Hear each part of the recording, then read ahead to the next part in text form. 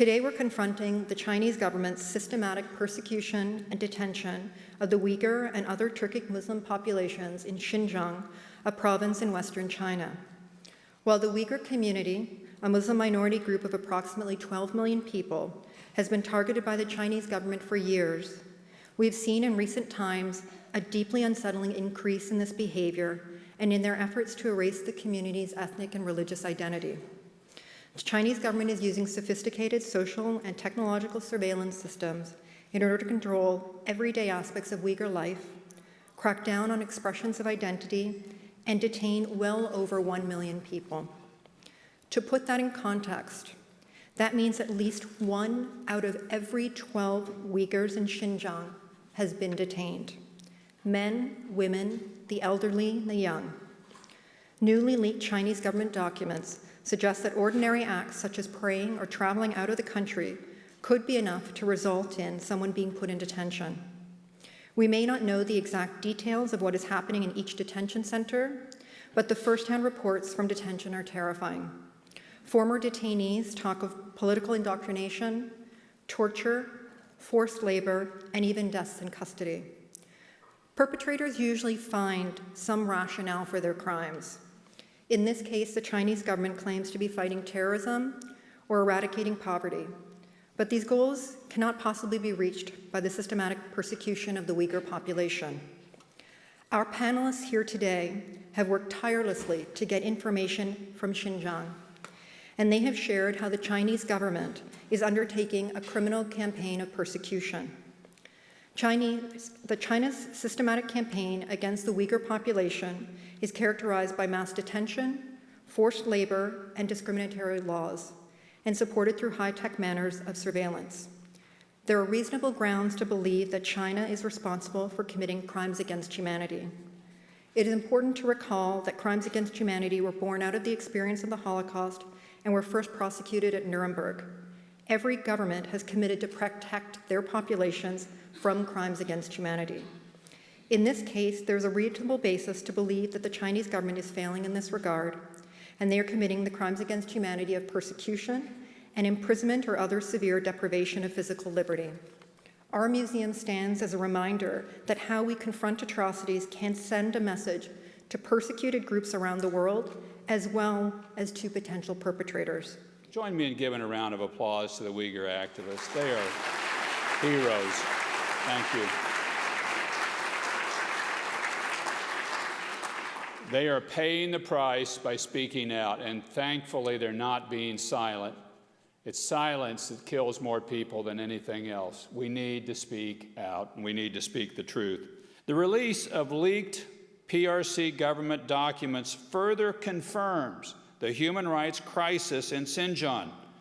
The most recent alleged leaked records reportedly document how the PRC government monitors and targets Uyghur Muslims in Karakax County for peaceful acts that include simply praying, wearing religious attire, or even just applying for a passport. This report is consistent with an overwhelming and growing body of information that exposes the Chinese Communist Party's campaign of repression in Xinjiang and its long-standing war on faith. Contrary to Beijing's narrative, those detained in internment camps are being held against their will, oftentimes for simply exercising their rights to freedom of religion. As we lead the charge against calling on the PRC government to immediately release all those arbitrarily detained and to end its draconian policies that for more than 2 years have terrorized its own citizens in Xinjiang, we must also remember the victims and survivors of this brutal campaign. There is a growing number of brave activists who have publicly shared their stories of repression. This includes Saragul Sayetbey, who this week was honored with the 2020 International Women of Courage Award. She is ethnic Kazakh, born in Xinjiang, and trained as a doctor and educator. In 2017, Chinese authorities forced her to teach Chinese to individuals detained in the internment camps in Xinjiang. She fled to Kazakhstan, where she began to speak out about the PRC government's repressive campaign.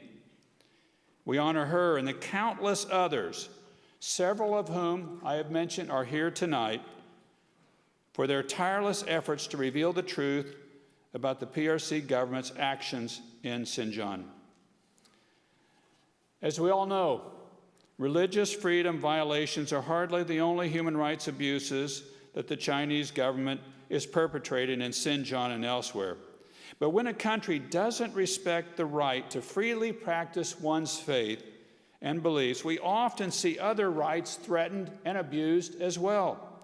These include the freedom of association, of assembly, of speech, and of press, and of others. The repression must stop. The Chinese Communist Party, the Chinese government, must release all individuals arbitrarily detained, whether in internment camps or some other form of detention, such as forced labor camps. And those responsible for these abuses must be held to account. There can be no doubt what the Chinese government is trying to do: stamp out the Uyghur identity. We know forced labor exists both within and outside the mass internment camps, as confirmed by the testimony of former camp detainees, satellite imagery, and official leaked documents from the Chinese government. We know that many U.S. and international companies are complicit in the exploitation of forced labor involving Uyghur and other Muslim minorities. At this point, we need to stop and ask ourselves, what more do we need to know to grasp the seriousness of the situation? What more proof do we need that the most basic human rights of the Uyghurs are being violated? The policies of the Chinese government contravene the letter and spirit of the Universal Declaration of Human Rights and violate the government's obligations under the International Covenant on Civil and Political Rights, which China has signed but not ratified, and the International Covenant on Economic, Social, and Cultural Rights, ratified by China in 2001. For all these reasons and more, the Congressional Executive Commission on China recently published a report making the case that the Crimes Against Humanity framework, as defined in Article 7 of the Rome Statute of the International Criminal Court, may describe the situation of the Uyghurs and other Muslim minority groups in China. The awareness and action of everyone in this room, as well as the moral authority of the Holocaust Museum, is absolutely essential in assessing whether crimes against humanity or worse are being committed. Congress has been active in supporting the Uyghur people. The Uyghur Human Rights Policy Act passed in both the House and the Senate last year. We expect to send this bill to the President as soon as the differences between the two chambers are worked out. A bipartisan, bicameral group of lawmakers have called on the administration to swiftly impose global Magnitsky Act sanctions on officials in the Chinese government who are complicit in or directing ongoing human rights abuses. We have also called for an expansion of the Commerce Department's entity list, which imposes restrictions on certain businesses and entities that provide technology, training, or equipment that has been used in mass detentions or surveillance. And today, I'm pleased to announce that Senator Marco Rubio and I will introduce the Uyghur Forced Labor Prevention Act, new legislation that will prohibit imports from Xinjiang to the United States.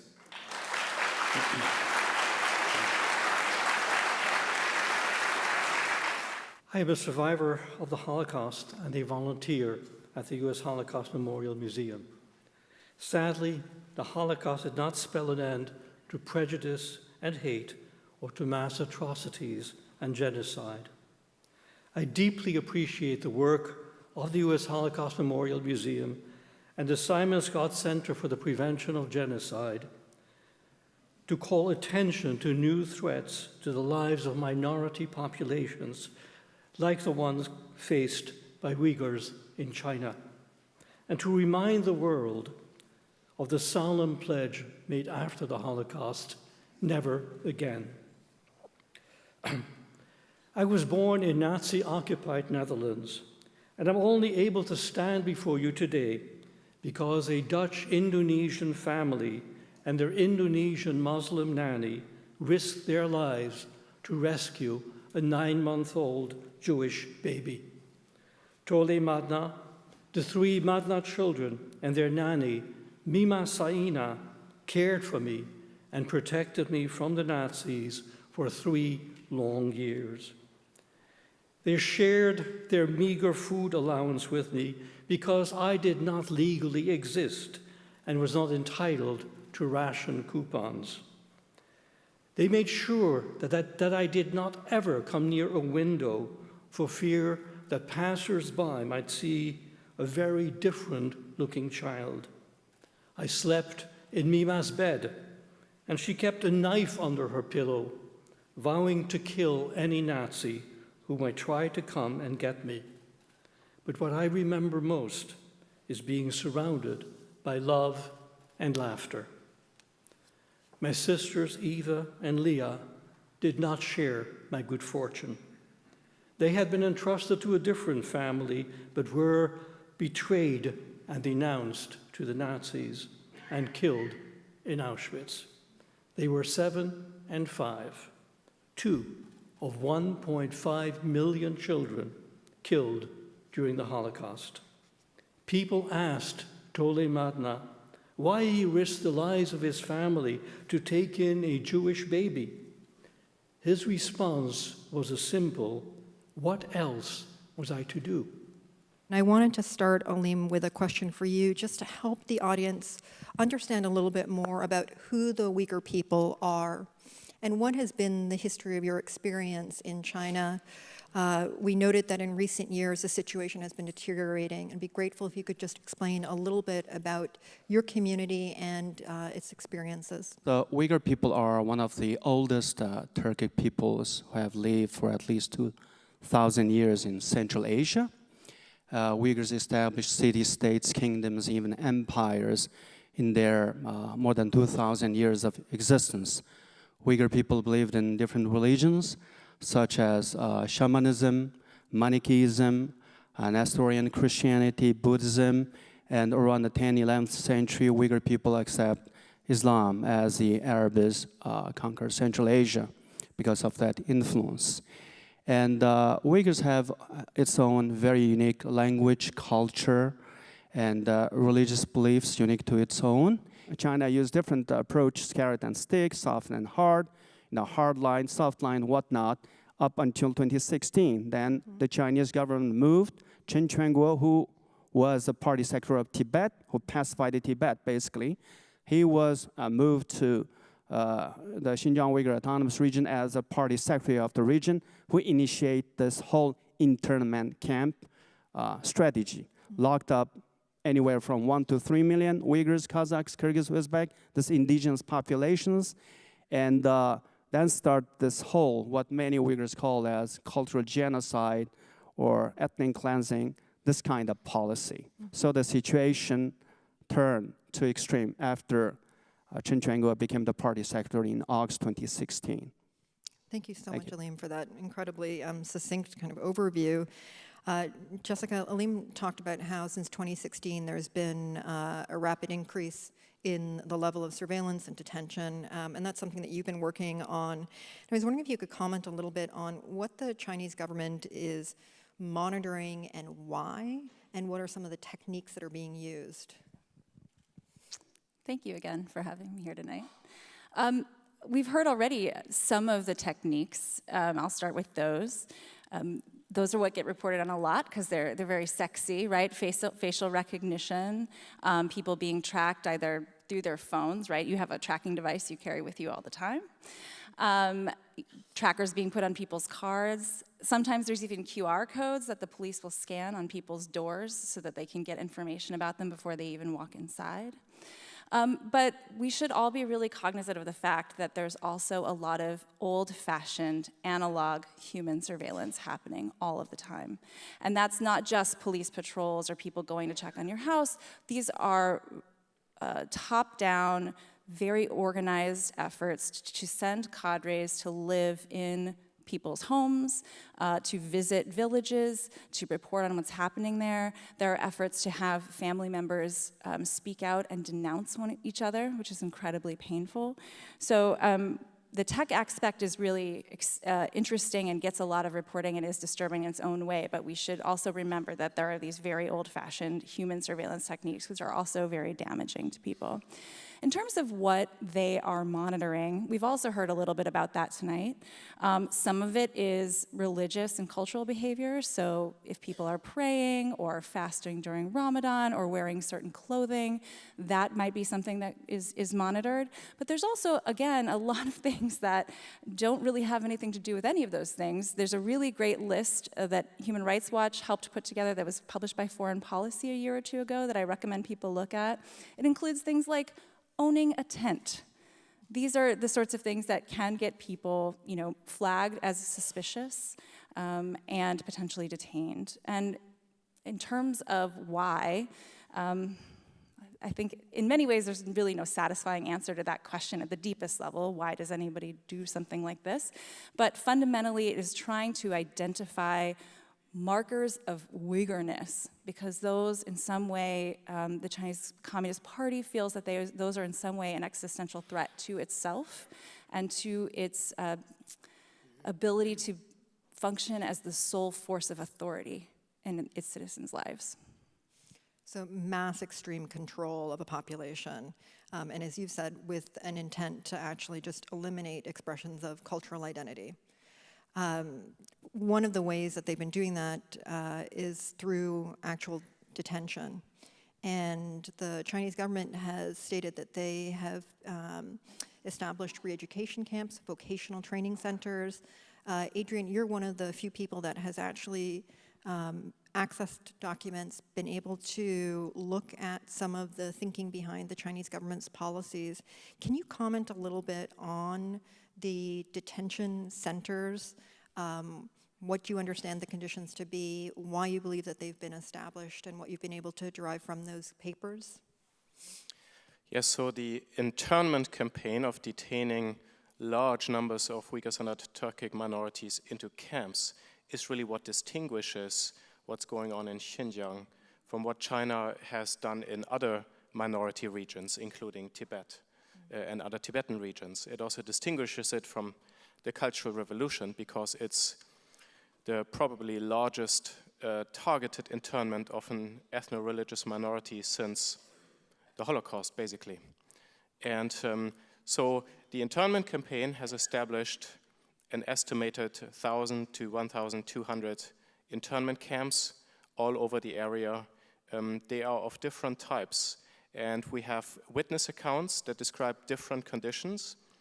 I would classify them as either psychological torture or physical torture. The first are camps where people describe of being interned and being forced to undergo re-education sessions, which is hour-long sessions of memorizing, reciting, and learning about communist propaganda, which oftentimes they don't intellectually grasp at all, but they're having to repeat it, of Chinese language. And what they also very much get told is that the law is above religion in the sense of they are forced to give up their religion. They're forced to renounce religious belief. Now, those in the camps who describe more of the psychological torture, what they are really describing is the uncertainty of being interned and not knowing when you're released because they have not committed any crime. It has an incredible psychological impact to be put into a camp with barbed wire where you can't get out, and you know you're there because you are a Uyghur or Kazakh. You don't know how long you're going to be there. But beyond that, we have reports of rape, of torture, and of inappropriately high mortality rates due to camp conditions. There are different types of facilities. Re-education, what it does, it doesn't kill the body, although people can die from higher mortality and the conditions, and guards do lose nerves and people do get killed. But it doesn't kill so much the body as it kills the soul. And the conditions in there are designed to break people down and they can be released as those who are thoroughly intimidated. There's no privacy at all. There's cameras everywhere. The daily routines are highly regulated, and we have some unprecedented insight into the management of these camps through the China cables, the incredible leak of a confidential classified document that came out end of November last year, indicating no privacy, prison-like conditions. So this is really how the internment works. Roshan, we very much appreciate you being here and willing to talk about your own family's experience. Your sister, from what I understand, has been in prison for the last year and a half. I was wondering if you could talk a little bit about what you know of her experience and how it has impacted you and your family. Thank you so much. Being here today, it's really emotional and personal to me, because when I go through the museum, when I see the people, the Jewish people, I can see the Uyghurs there, and the Nazi Germany. I can see the Chinese Communist government. The millions of people there, we are talking about 1 to 3 million. They are all normal, ordinary people like everybody. If I ask my fellow Uyghurs sitting here in this room today if they have anybody in the camps who will stand up, I'm sure every one of them will stand up, because everybody is missing dozens of relatives or friends or families. So I started to talk about the atrocity, and I was on a panel like this at one of the think tanks in Washington, D.C., on September 6, 2018, talking about the conditions of the camps and also the faith of my in-laws, the entire family of my husband, my mother and the father-in-laws, my sister-in-laws and their husbands, 14 of his nieces and nephews. They were all missing since April 2017. 6 days after I spoke on a panel, as an American citizen, under my constitutional rights, exercising my freedom of speech and freedom of expression, my sister, Dr. Gulshan Abbas, retired medical doctor, she was abducted. It has been 19 months now. I have absolutely no information on her whereabouts. Unfortunately, she's just one of the millions that's going through slavery, modern-day slavery. They are working on production. And also, the millions of people there, they are the elites of the Uyghur community. They're professors, university presidents, and doctors, actors, actresses. There are over 500,000 Uyghur kids are sent to government-run orphanages. Just imagine what kind of trauma it's going to live on those children when they are growing up with indoctrination, and they forsake their ethnic identity, and they are being educated in the communist ideologies. And when we are reading 1.1 million Han Chinese cadres deployed to Uyghur homes to live with them, live in their homes, and supervising their daily lives, and even sleeping with the women in the same bed, the Uyghur women, it's unimaginable what kind of feeling, the impact it leaves on us, on the Uyghur communities. When the whole internment camp started, the Chinese government basically just like switched off the whole telecommunication for the Uyghurs in exile. So just one day, nobody can communicate with their loved ones anymore. So nobody knows what happened to their parents, to their brothers, sisters, and other loved ones, even their children. And it became, the entire region became an information black hole. And people panicked, people tried different ways, different apps, and it was impossible. Then people realized something was wrong. Then at Radio Free Asia, we first began to report in fact, the mass, in a way, return of Uyghur students studying in Egypt. Suddenly, we learned, a number of, there are anywhere from 5,000 to 7,000 Uyghurs studying in Egypt. And then a lot of them began to return. Other Uyghurs began to panic. When we did the interviews with the students there, they're basically saying, we got a call from our parents, or either they were kind of held hostage by the Chinese authorities, so they told us to return. So they say, we love our parents, so what choice do we have? So a lot of them returned. Once they returned, they disappeared for good. We were able to confirm some of them being detained upon return, some of them being even basically dead in the camps upon their return. Then we were able to speak to Chinese officials, some Uyghur officials, Chinese police, Uyghur police, and the local residents, for example, in Kashgar, in Hotan, other areas, regarding the sudden large-scale detention of the Uyghurs. People are disappearing. Then this kind of makeshift camps being built. Then when we are able to talk to different areas, especially, for example, in 2017, we were able to speak to Chinese officials and confirm that in Kashgar prefecture alone, 120,000 Uyghur, mostly males, have been arbitrarily detained in the camps. We need to understand these people have not committed any crimes. These are all arbitrary detentions. The reason of their detentions, in addition to what Adrian earlier explained, is because this is to prevent some sort of crime. These people seem to have the tendency to commit crime. It's kind of like the movie Minority Report. Before somebody thinks about committing some kind of crime, that person needs to be nabbed. So this is the reason of their detentions. But later, as 2017, it was kind of okay for us to confirm a lot of these cases, but the Chinese government, because they use this high tech, they use facial and voice recognition, all of this technology, they were trying to do their best to prevent any kind of leakage of information.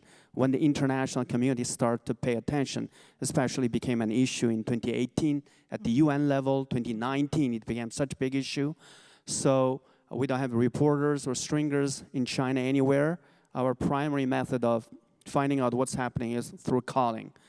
Calling is extremely difficult for us now. Our reporters work very hard just to confirm a tip, to confirm something we have heard, to basically verify at the end of the day to confirm that's a fact. It takes days, even sometimes weeks. But I think so far we're punching above our weight, basically doing a job to let the international community know exactly what's happening to the Uyghurs in these detentions. That's truly remarkable. Jessica. Yeah, I would say because of all the things that Alim just mentioned, people have had to get really creative, both from the outside looking in and from people on the inside trying to get information out. So I already mentioned satellite imagery being a really good thing for a lot of researchers, not just to look at the camps, but, well, looking at the camps, and also recently they did to try to determine which ones are open or not. Things like how much light is coming on at night, like really creative things that you might do in places like North Korea.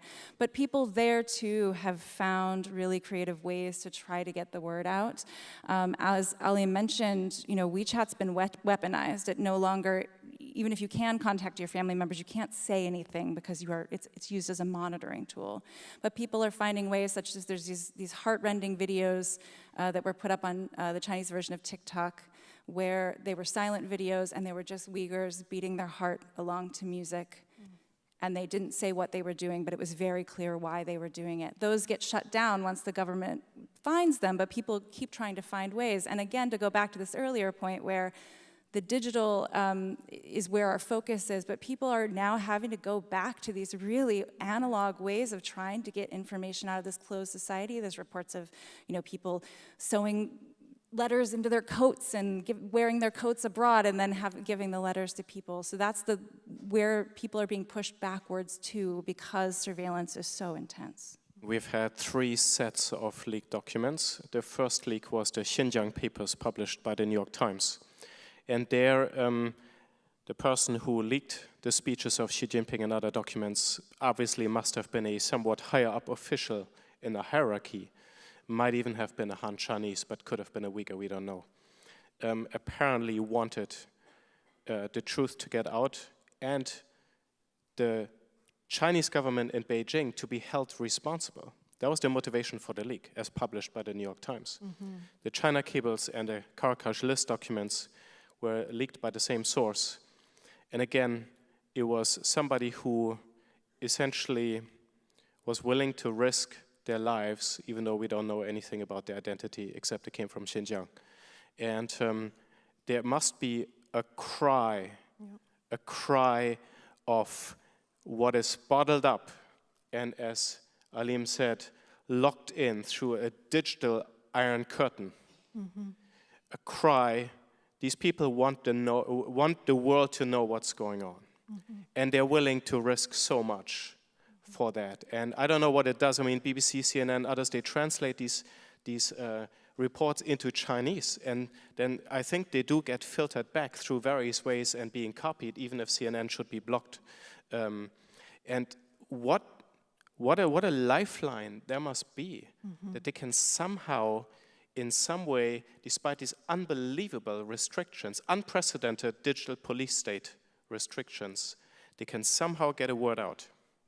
It's truly remarkable, and it also just has echoes to the past, too. If you go through our museum and all of the different efforts and creative efforts that were undertaken by both Jews and non-Jews trying to get information out and literally using the words of screaming to the world to try to have their voices heard. The leaked documents is the confirmation and the hard evidence for everything we have been saying for the last few years, and all the hard work that scholars like Adrian and Jessica, they did, and also everything the journalists has been reporting.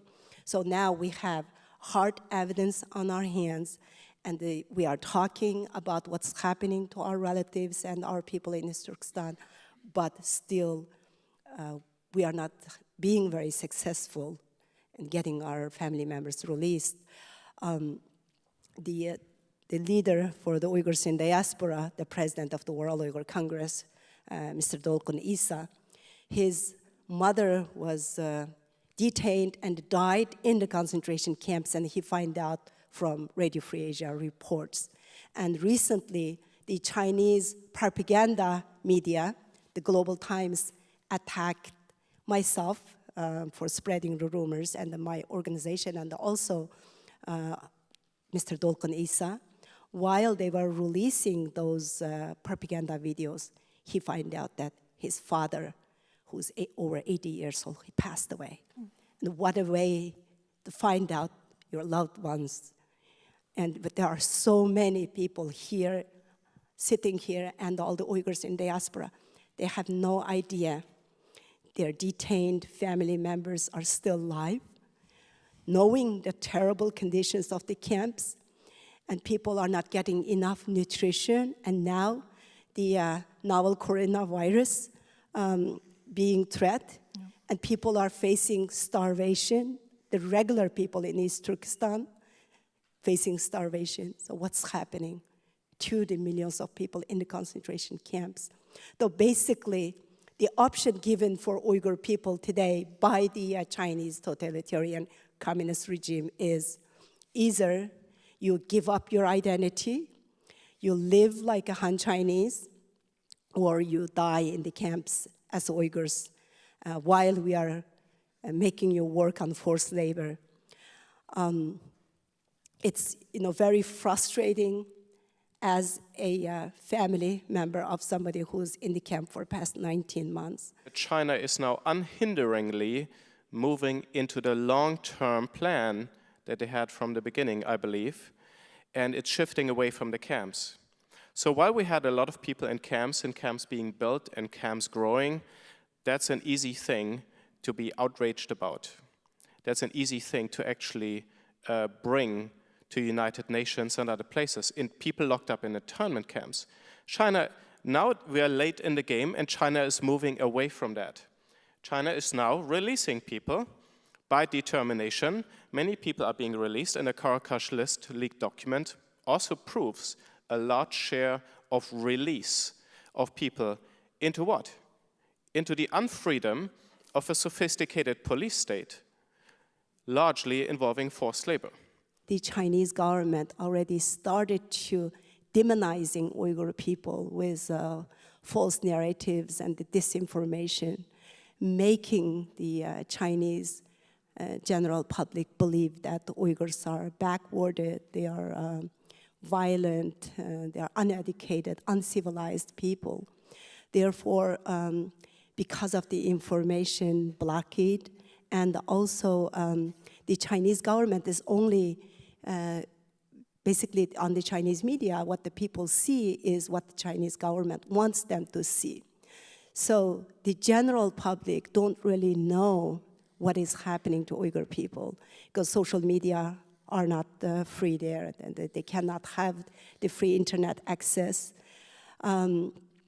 Therefore, and also because of the nationalism and the Chinese government's the racially targeted systematic persecution against the Uyghurs being labeled as Islamic, they're fighting against Islamic extremism. So the general public mostly believe in that. With the current policies, basically Chinese government is killing 4 birds with 1 stone.